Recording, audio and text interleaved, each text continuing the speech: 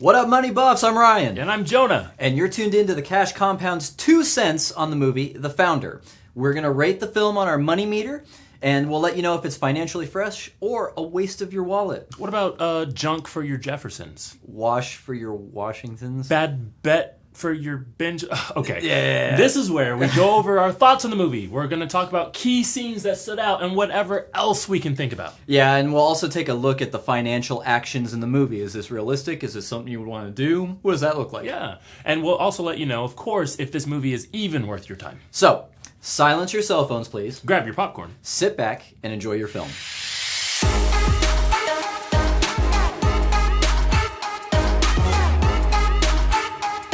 All right, so this week we watched The Founder. If you haven't seen it before, we want to let you know that this video will in fact contain spoilers.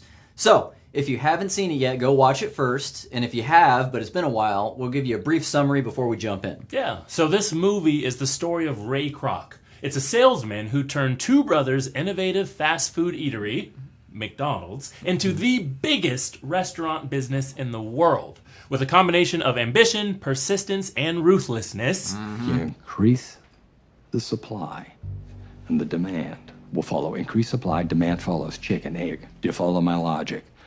I know you do, because you're a bright, forward-thinking guy who knows a good idea when he hears one. This movie stars Michael Keaton as Ray Kroc, and it features Nick Offerman and John Carroll Lynch as brothers Mac and Dick McDonald. Voila, a fresh, delicious burger from grill to counter in 30 seconds. How the heck did you come up with this? Oh, I didn't. We did.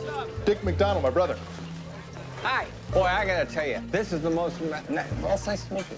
Founder came out in 2016, and it scored fairly well. On IMDb, it was a 7.2. Rotten Tomatoes, the critics gave it 80%, the audiences gave it 82%. So those numbers are pretty close together. You don't see that very much. But yeah, when it does happen, you have a pretty good idea of what you're getting into. Jonah, what things in this movie stood out to you? Okay, so obviously Michael Keaton. Right? Oh, yeah. Michael Keaton's performance was obviously great. You're always guaranteed to get a good job from him at least. Mm-hmm. So one of the scenes that stood out to me was when the brothers were giving Ray a tour of their kitchen and going over the steps to maximize efficiency. Mm-hmm. It just seemed really well thought out, really methodical, and I personally appreciated it. Yeah, that was cool. So when they were drawing the potential kitchen designs on there and, play going through it and trying to, visualize how it's going to work within the kitchen. And they were out on the tennis court doing it. Yeah, and they were drawing it in chalk. It was really cool, but I don't know about you. Those were some dedicated workers because they were out there for, they said 6 hours in the sun,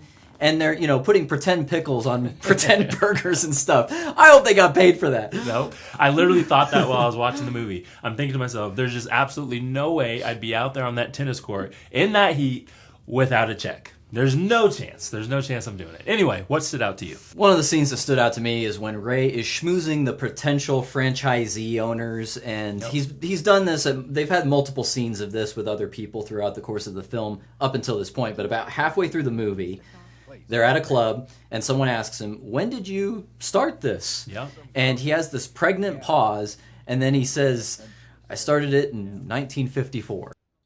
When did you start it? Sorry? What year did you start McDonald's? Year? I started it in 1954. Remarkable. Yeah. And that pause is so important. It feels so gross because you know potentially one of two things, or maybe even both. One, he knows that what he's doing is wrong and there's no coming back from this. And two, he knows this is the beginning of the end of his time with the brothers. It's almost like a switch has flipped and his mission's a little bit different now. A little bit different, right. When I was watching it, I felt the same. I'm like super uncomfortable at this scene because basically up to this point in the movie, I'm on Ray's side. Like I want him to succeed. I want him to do well. Yeah, same. But then when he's blatantly lying about founding the restaurant, when obviously the brothers founded the restaurant, their last name is McDonald. Yes. Like, come on now, right? It's like I got to reevaluate here. So I'm literally watching the movie with my wife, and at this scene when he says, "Oh, I founded it in 1954," she says, "I am shook." Right?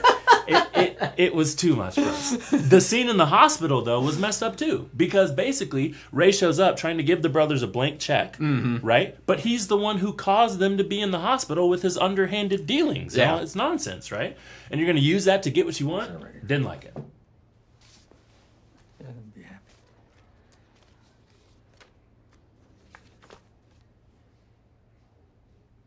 What's this?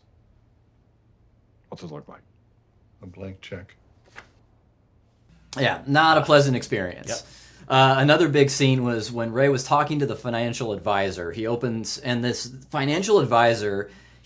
Ray's eyes to what business he's really in. This was a very interesting scene because Ray's company is not, the franchises aren't making money. They're paying too much for the costs and things like that. And he's wondering, why can't I get ahead? And he wants a bigger cut. They won't give it to him.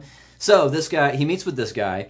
And the guy basically says, you don't realize what business you're in. Yeah. You are not in the restaurant business. You're in the real estate business. You provide the training, the system, the operational know-how, and he is responsible for the rest.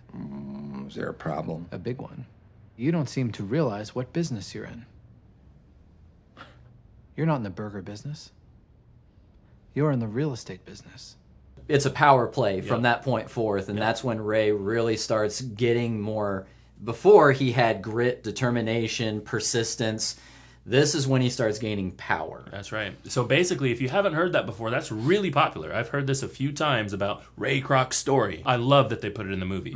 But really, it was basically at this point in the movie where I started to pay attention more to the financial practices and trends that Ray was implementing, and not really the feel-good McDonald's is a great restaurant story. It was really like right here for me. So in this film, you follow Ray Kroc from struggling salesman to booming businessman, and you see his trials and hiccups along the way. Yeah, and this movie, it does not present Ray in a positive light. I mean, it's not overtly judgmental or condemning of him, but it does not present him as a pleasant person to be around. Let me explain something to you, Dick. You boys have full say over what goes on inside the restaurants. But outside, above, below, your authority stops at the door and at the floor. It shows him getting increasingly difficult to work with and being willing to say whatever will get him what he wants. And it just feels gross. It does. The positive things, it shows him as a really hard worker. It shows him as someone who cares about the brand and wants it to succeed and is willing to put the work in. In the film, there are a few key features that we'll touch on today. So first is the fact that a burger, fries, and a drink was 35 cents. Yes. Hi, welcome to McDonald's. May I take your order? Yeah, give me a hamburger and french fries and a Coca-Cola. That'd be 35 cents, please. Ready? Get out of here. I can't even get a lollipop for 35 cents today. That was wild to me. Yeah, and exactly. the sign said McDonald's 15-cent burger. Oh, come on. Yeah. That was so good. You could just paint it on the sign because it wasn't going to change tomorrow. It's crazy. Those were the days, huh? So one of my big takeaways is that the contracts are helpful until they're not. Yeah. It's not so simple. The brothers are your business partners. You signed this contract. Make it go away. And I don't care what it takes. It's gonna cost you. Ray, he signed the contract with McDonald's without deeply reading it. He just kind of perused, scanned, where do I sign? And that contract would later come into question. He had to adhere to it, but then eventually he just kind of screws the brothers out of the contract and makes his own. Kind of makes me think that in that scene he was just kind of saying what he needed to hear and just said, I'll find a way to weasel out of this. Yeah, I mean, I think that the reading a contract is so important because realistically, the whole kind of second half of the movie about how he's going underhanded and kind of screwing these guys is because he did not read this contract. If he reads it and he understands what he's getting into, he doesn't do half of the other things that he was going to do. Right? Well, I would make the argument, though, he already knew what he was doing. At the very least, the movie presents it like he knew the terms of the contract. It's not even so much that he didn't realize what was going on. It's just that he just accepted it, and then once it actually constrained him, he rebelled against that. I personally thought because there was a big scene in there where he says, I'm only getting 1.9% on these franchisees, that obviously he didn't pay attention to that because or he just didn't, the numbers didn't compute. He was small-minded thinking instead of big-minded thinking like he should have been, right, when he blew it up. Yeah. So, second is the conversation between Ray and his future CEO, Harry J. Sonneborn, where Harry tells Ray, actually, we'll just watch this instead. You don't build an empire off a 1.4% cut of a 15-cent hamburger. You build it by owning the land upon which that burger is cooked. This will provide you with two things. One, a steady, upfront revenue stream. Money flows in before the first stake is in the ground. Two, greater capital for expansion, which in turn fuels further land acquisition, which in turn fuels further expansion, and so on, and so on. Land. That's where the money is. So for me, this is like one of the biggest scenes in the movie, Yeah. right? This is the pivotal moment where he decides to go form the land company instead. He starts to purchase the land, puts the franchisees on the land, and then he's got terms of the lease about how they run their restaurant, basically, right? Yeah, because he was not pleased with how certain franchise owners were running the restaurant, but he didn't have any way to really penalize them. Yep. But if he owns the land that they're on, just boot him out. And I thought that was, it's smart, but it's kind of crazy, I was thinking, right? Yeah. Because realistically, you're like, hold on a second. He was not making any money off these franchises, according to the movie and how they portrayed it. Yes. But all of a sudden, when he purchases the land and has them lease the land back from him, he goes from zero to hero, right? And so I'm thinking to myself, how much is he charging for these leases? I would like to know that too. Right? It just must have been crazy. Anyway, I personally thought that's the most pivotal scene of the movie where he just understands control, right? Where he started to realize that control was more important than a lot of other things that people were pushing on him or that he was trying to push on his franchisee holders, right? He who has the gold makes the rules. Yeah. So, and Ray had the gold. Yeah, he sure did, right? And last but certainly not least was the handshake agreement. Unfortunately, that's a deal breaker for them. Look, fellas, you'll get your full royalties, all right? Got my word on that. Dick, Mac. Let's make a deal.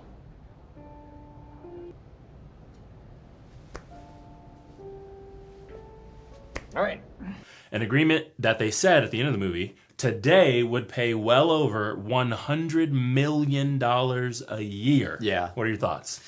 Well, one, so I did some just quick research to find out like how much of this was true, and you know they play fast and loose with a lot of the things in there, but you know there's some solid stuff. The handshake thing is that's never been confirmed or denied. Okay, so it's been brought up, but the brothers have never confirmed that happened. So it's just one of those things where what that means to me is that it totally happened. Yeah, that's the thing. Screwed. Yeah, and they just want to save face because going with a handshake agreement, it sounds honorable, but it's when you see it in the movie, it's painful because it really you know it's coming. He's been side skirting everything in this contract that he could. Why would he honor this? Right. And even as he's presenting the reasoning behind, we can't put it in writing. It feels gross when he's saying it. So get it in writing. I mean, it doesn't, again, contracts are good until, or are helpful until they're not helpful, but still get it in writing. Yeah, I agree. All right. So, Jonah, what would you have done differently if you were in the McDonald's brothers' shoes? Because we're put in Ray's perspective, but what would you do if you were the McDonald's brothers? Well, first, of course, I would have gotten that 1% on future profits in writing, right? That's like a huge thing.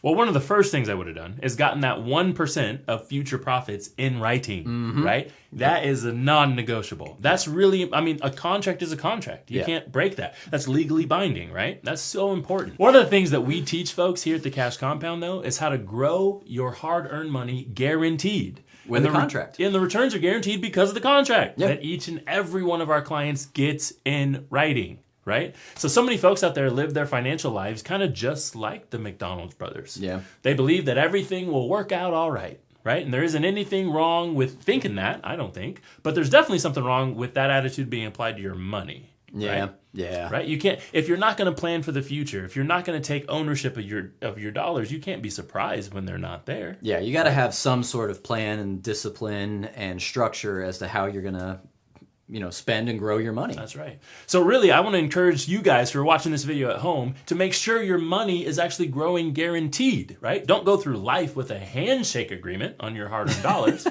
Yeah. The other thing that I thought was interesting, so the movie didn't go over this, but Ray Kroc actually used whole life insurance policies, the cash value from those policies, to fund some of the aspects of his McDonald's journey. That's right. Because whole life insurance is a guaranteed contract, Yep. right?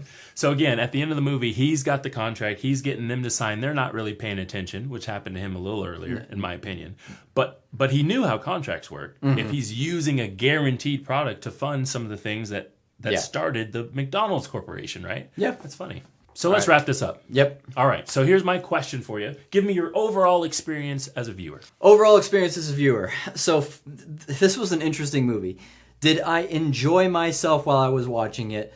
Not really. It just it felt skeezy, and The main character was not good. Yeah, so when you're watching it, you're not feeling like, ugh. Yeah, and here's the thing. It's a movie. I get that, but people have different opinions of Ray Kroc and everything. How about this question? Did the movie make you hungry?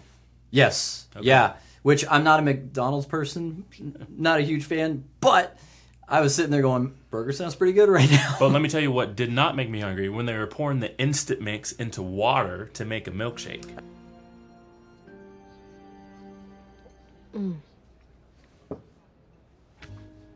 I can't resist. Have you ever had that? No. What is that? They poured a packet into water. Yes. And they were like, strawberry milkshake. Good No. things come to those who wait. Yeah. No. Yeah. Well, wait. What were your overall thoughts on it? Overall, I thought that the rating of IMDb, 7.2, I believe, 80%, 82% Rotten Tomatoes. I thought it was high. I didn't love it as a film. I really didn't. Now, I thought that the experience of seeing kind of the background of what happened, I thought at the end of the movie, when they put like the real Ray Kroc and some of the things that he said and were doing, was really interesting. But overall, I just thought to myself, no. Not feeling it? I wasn't feeling it. You were shooketh? Yeah, I was shook. Cool. So, do you recommend the things that we see in this movie as a viable financial strategy?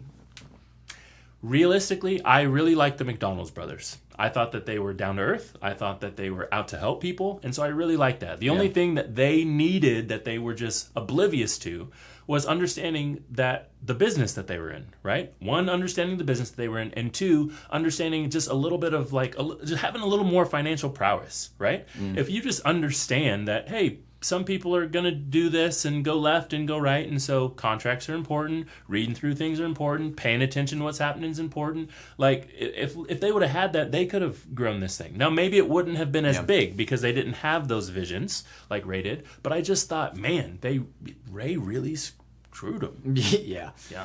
But at the same time, you got to give props to Ray, because the brothers tried to franchise it out, and they weren't able to get past the hurdle of we can't control what's going on, and Ray figured out the way to do that.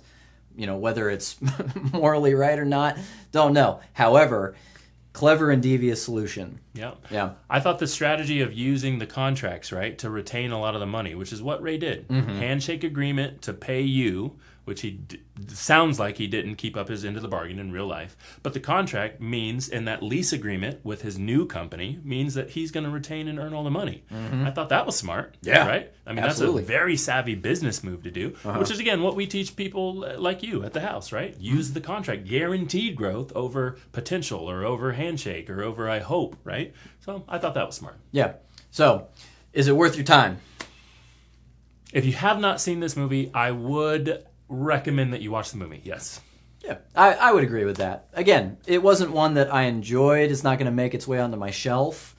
But I appreciated the performances. I appreciated the story that they told. And there was some very interesting things to learn over the course of watching the movie. All right, so how are we rating this bad boy according to our money meter? I would give this a 3 cha-ching.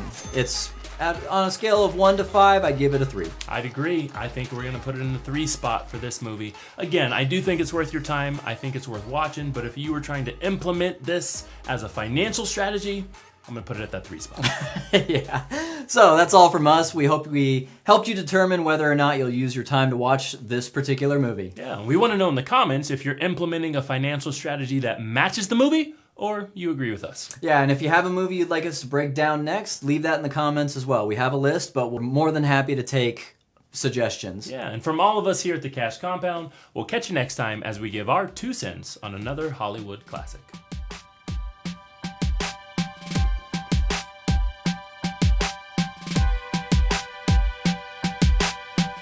And then shows up to the hospital. What word is that? To the constable. Right. What word is that? Goofy. It was about control. And if he controls it, he can make the rules, right? That's a very famous saying that people say all the time. He who makes the gold... Stupid.